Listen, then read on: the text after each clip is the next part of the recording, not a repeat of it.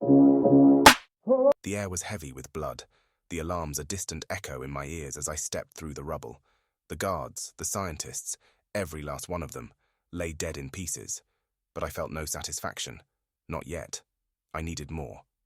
Stepping outside the crumbling facility, the cold night air hit me. My eyes scanned the surroundings, not for escape, but for answers. And then I saw it. A television mounted on a nearby wall, still flickering with life, streaming a live broadcast. There they were, Minjun, Jisoo and Seungho, sitting comfortably in a TV studio. The sight of their smug faces made my blood boil. The chyron beneath their images read, "The Heroes Who Saved Seoul." A talk show. The interviewer's voice was sickeningly cheerful as she spoke. 5 years ago, you three faced an unfortunate incident where an innocent woman was caught in the crossfire. Could you tell us how you've coped with the aftermath? Jisoo, her voice dripping with false sorrow, answered, "We never meant to hurt her. Our powers, they got out of control. It was an accident." Minjun nodded solemnly, his lips twisting into a barely hidden smirk. "Yes, it was a tragic mistake. We didn't know we could hurt someone like that." Every word twisted the knife deeper into my heart. They weren't sorry.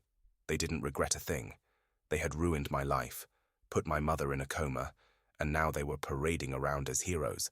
But then something else caught my attention. "As a reminder to our viewers," the interviewer chirped, "our heroes will be attending the Seoul Celebration Gala later tonight. It's a wonderful chance to meet these modern-day icons in person." My eyes narrowed.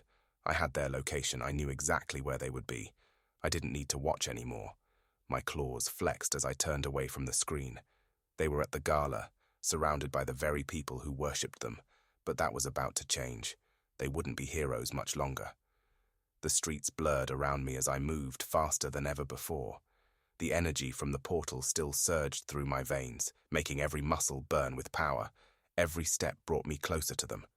The grand building stood tall, its windows gleaming under the city lights. People were gathered outside, dressed in their finest clothes, waiting to meet their heroes. They didn't notice me at first, not until I shattered the doors. Glass exploded inward, and the crowd screamed as they scrambled to get out of my way. I didn't care about them. My eyes were locked on the three figures at the center of the ballroom, Minjun, Jisoo and Seungho. They saw me almost immediately. Minjun's face drained of color, his mouth opening in silent horror. Jisoo stepped back, electricity flickering in her hands. Seungho, the coward, looked around for an escape route, but there was no escaping me. My body moved before I could think. A bone-like spear formed in my hand, jagged and sharp, and with a flick of my wrist, it sailed through the air toward Minjun. He raised his hand to shift the gravity around him, but he was too slow. The spear pierced his chest, driving him backward into the wall.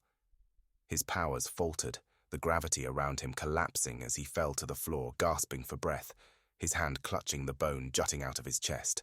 I didn't wait. I didn't hesitate. The portal's energy pulsed through me as I leaped into the air, crashing down on Jisoo before she could react. Her electricity sparked weakly against my skin, but it was nothing now. I pinned her to the ground, her eyes wide with terror as she tried to form the words to beg. I didn't care. With one swipe of my claws, I ended her life. That left Seungho. He stood frozen, his telekinetic powers flaring around him in desperation. Debris from the ballroom floated in the air, swirling around him like a shield. But I could see the fear in his eyes. He knew it wasn't enough. He screamed as he hurled everything at me, chairs, tables, shards of glass, but I tore through them like paper. His powers couldn't stop me. Nothing could stop me now. I was on him in seconds, my claws sinking into his flesh. He let out a strangled gasp as I lifted him off the ground, his body convulsing in pain. For a moment, I let him hang there, suspended by my claws, watching the life drain from his eyes. Then I slammed him into the ground, ending it. The ballroom fell silent. The only sound left was the heavy rhythm of my breathing, the scent of blood thick in the air. The heroes of Seoul lay dead at my feet, their reign over.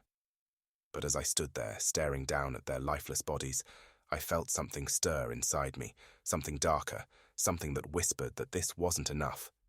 Not yet. I turned, my eyes scanning the room. There was more to come. There would always be more, and no one could stop me now.